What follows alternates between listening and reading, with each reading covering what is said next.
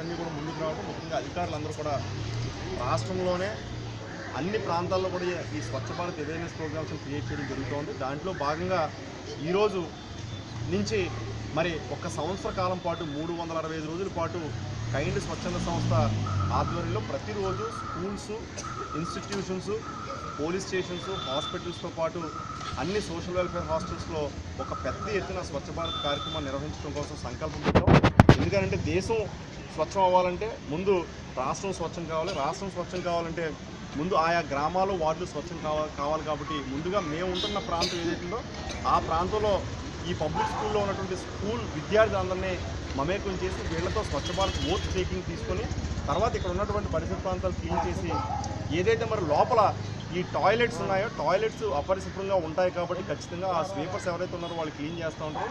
ఆ టాయిలెట్స్ని ఈ స్వచ్ఛంద సంస్థలో ఉన్నటువంటి సభ్యులు మేము అందరూ కలిపి వెళ్ళి ఆ టాయిలెట్స్ని క్లీన్ చేసి అక్కడ ఉన్నటువంటి స్కావెంజర్స్ ఎవరైతే ఉన్నారో ఆ క్లీన్ చేసినటువంటి పారిశుద్ధ కార్మికులు కూడా సన్మానం చేయాల్సిన అవసరం ఎంతైనా ఉంది. ఎందుకంటే ఈ పరిశుభ్రం గురించి మనం ఎంత మాట్లాడినప్పటికీ నిజంగా సుస్పష్టంగా ఆ ప్రాంతానికి వెళ్ళి ఆ అపరిశుభ్రంగా ఉన్నటువంటి టాయిలెట్స్ కానీ వాష్రూమ్స్ కానీ క్లీన్ చేసినటువంటి వ్యక్తుల్ని ఆదరించాలని చెప్పని మేము అందరం కూడా అనుకుంటున్నాం. గతంలో కూడా వాళ్ళందరికీ పెద్ద ఎత్తున మేము సన్మాన కార్యక్రమాలు కూడా చేయడం జరిగింది. ఎవరైతే స్కావెంజర్స్ మరి ఊస్తారో వాళ్ళందరికీ ఒక ఊతం ఇవ్వటం కోసం ముఖ్యంగా విద్యార్థులు ఇక్కడ ఉన్నటువంటి ప్రజల్లో స్వచ్ఛ భారత్ అంటే కేవలం ఈ పరిసరాలు శుభ్రమే కాదు, మనసు కూడా స్వచ్ఛంగా ఉండాలి, ఆరోగ్యం స్వచ్ఛంగా ఉండాలని ఒక మంచి కాన్సెప్ట్తో ఇవాళ నుంచి 365 రోజుల పాటు ప్రతిరోజు అన్ని ఇన్స్టిట్యూషన్స్ కూడా వెళ్ళాలని ఒక ఆకాంక్ష ఈ కార్యక్రమం రూపకల్పన చేశాం.